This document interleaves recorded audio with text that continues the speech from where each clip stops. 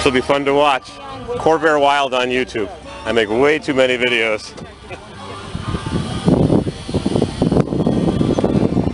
Let's hear that baby rumble. $7,300-mile car.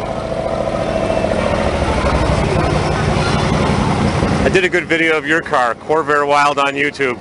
Oh, this is his. Oh, it's his car? Well, tell him, look it up, Corvair Wild on YouTube. Corvair Wild on YouTube. I made a good video of your car. You did the 11 Valley. Yeah, I saw it. And that color was, I've never seen this color. I'm interested in off colors. Well, you did my purple car, the 65, the Irish Mist. Now that's Evening Orchid and Chevy, and the purple is called Irish Mist in Pontiac. You also have the yellow one. That car gets hot fast. This is the lowest production color? I've never seen this. 50. Look at that. Oh, God. Yeah, the end of the era, the great GTO. Mine's a little uglier. We never put it on. Brian, whatever you did with the hood you had. You've got one too? They made 7,300, I think? 3,000 and... Whoop, 3,000. Did you hear the story of this car? The what? The story on this car? No. It was wrecked brand new at 7,300 miles. It was wrecked.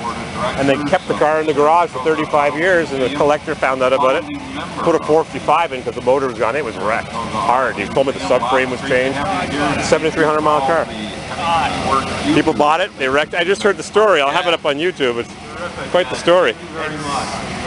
It's been restored, but... Oh yeah, I can't imagine my car ever looking that nice. I like Survivor cars. I like to see those dings and dents. That's all I can afford anyway. March 4th, 1986, I got that car. That was my first car. Really? Yeah, I still have it. I'm the same way. I've got cars I've had for 35 years. We got the car. It came from Utah? Arizona. Oh, dry desert. That's where all my cars come from. 6-cylinder. Uh-huh. And it came across here, and the guy got arrested like 6 times for speeding. In a 6-cylinder? Yeah, and a friend of mine... It blew. And a friend of mine got the car. He's a salvage guy, and he gives it to my son. And we rebuilt So you're turning it into a GTO. It had been wrecked once before. I guess they couldn't find the front end for it. Well, the front end is from Canada. And what, you ever hear of Watkins Springs in Albany? Watkins Springs or Watkins Glen? No, Watkins Springs. Watkins Springs, no. It's a truck repair It's a shop. truck repair shop. A Watkins Spring repair. I'm thinking of the racetrack. No, but the car was from Canada. And when he got into it, because I wanted to beef it up when we put the V8 in it. Yeah. This is beautiful. This is crazy. Of course, he made it into an SD 455. They only offered the 350 4-barrel in it. But once the motor was gone... Did they actually offer the 4-barrel? No. Yeah. 350 4-barrel. You had one engine. It was done. GTO was done. It was over. But they actually made it for 1 year only with the 350. And it was gone because... Is that the 73 then? That's a 73, the Colonnade. They got rid of the convertible. And that's a really, really rare car. I just looked at it. And if it's an SD 455 4-speed, I saw one of those 30-something years ago. It's the only second one I've seen with a 4-speed. This is a cold-blooded engine. It sounds pretty mild, though. It doesn't sound pretty racing to me. All it's funny is, I wonder if I have the picture.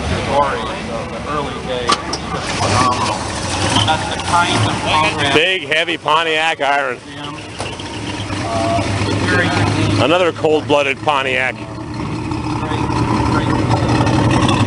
The first of the true intermediate muscle cars. 73 Colonnade, 455, 4-speed. What a race. 64, 74, 73. How many did they make with a 455 and a 4-speed? Not that many. Jeez, I've only seen one other 4-speed in all the years. Take care, thank you. Corvair Wild on YouTube. Enjoy it. That's mine, sitting in my yard. Thank you. You too. There's mine sitting in the yard. Yeah, ready to go. Get busy on it. I had to move it. I had to put solar panels. Get ready to move it. That car's got to go to Musclepalooza next year. I expect to see you there, lighting them up at Musclepalooza in Lebanon Valley. Jay Mays. Jay has been here signing posters, saying hello to people. Ace Wilson's Royal Oak Pontiac. At our banquet last night. Oh, we having a good time. All we did was the row of the muscle cars and the GTOs. Thank you. Rumble, rumble. Ed and Bob. Sunfire Red. Fantastic weekend. Alrighty, we're gonna go down the aisle here and look at all kinds of stuff. There's just too much to see here. We never got to speak to the guy with the Beaumont SD 396 Sport Deluxe. Let's go take a look over at that guy's car. GTO, we just finished up our memory chips. We had to go and retrieve a brand new one. I remember now. This GTO had a 354 barrel, at least it was a Pontiac motor. This one's been slightly modified. It's got the sawtooth gauges like the 67 and 8 and 69 Camaro. Tissue box, plaid interior, got the tough steering wheel. Oh, I've got to show you the tachometer.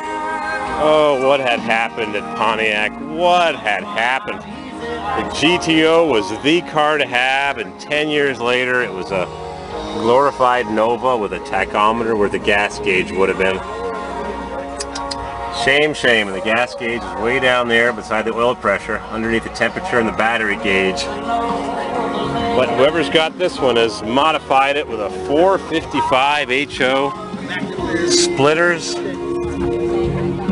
like those mufflers. How about chambered exhaust? Looks like a big differential too. It's a beautiful restoration with the correct shades of grayish black, like those splitters. Firestone wide oval Super Sports E7014s. We're having a good time with your one-of-one GTO. It's a special car. Nova Ventura 2 GTO hatchback. Special car. Now they came with a 354 barrel Pontiac motor. At least it was a Pontiac. A friend of mine bought a 75 brand new with a Buick motor, a Ventura with a Buick motor. Yep. And my uncle bought a 79 Delta 88 and they sent him a check for 300 bucks for putting a Chevy motor in it. But it wasn't. It was an Olds with an Olds motor. They sent him a check. The confusion years at GM. I guess, yeah. What's the history of this car? It's real nice. Paul, my friend Paul found it in Pittsfield, Massachusetts. Rust belt. It wasn't rusty. Really? It only got 7,300 original miles. 7,300? Yeah. 7,300 miles. The couple that bought the car, she had an accident with it the first 6-7 months that they owned it. Yeah. So they kept the car, took the insurance money, and they parked it in the garage. To get to it. Collected parts to eventually fix it, but they never did. To get to it one day. He found it and bought it and was going to restore it. In what year? Now this is 74 that it was smashed. 74 that it was smashed. He bought it in 2009. So it's sat in the guys, 84, 94, for 35 years. 35 years, and I thought I was bad. Right in Pittsfield. Just one of those things, just never got to it. So he was going to restore it with his future son-in-law at the time, but the son-in-law and the daughter split, and he knew that I had another 74 that I'd be interested in it. So I sold the other 74 and I bought that. Still smashed? Well, he started to do some work on it. So then I bought it and all the parts, and then over the next year and a half, had it finished, did some of it myself. Now what happened to the 350? You know, I don't know. It wasn't with the car. Oh, it wasn't? The motor was out of the car? Well, the front end was smashed. It was. Oh, real bad? Oh, yeah, the whole front end. Oh, it was total. It was diamond shaped and it was bent, so new subframe. Okay, because there's accidents and there's accidents. So that car was wrecked, but they didn't get rid of it. No. How'd he like that? He wanted to fix it someday. And whose idea was the 455? His. That's a great idea. Yeah. Because GTO was the car. And look what it ended up as, a Colonnade Coupe, and then a Nova. Yep. In 10 years. GTO. What kind of motor have you got in it? Is it a real 73 HO? 74. 74, which they made the same motor. I just read the Hemmings article. It's a low compression engine, but it's got Super Duty heads, it's got a Super Duty intake, and an 800 CFM Rochester on it. So it's built to Super Duty specs, 290 horse. Yeah, net. Yeah. But it's, I mean, it's really more than that. It's closer to 400 and something horsepower. When it was dynoed, when it was broken in, it's a screamer. Oh yeah. You can't, Can we hear it rumble? No. Oh.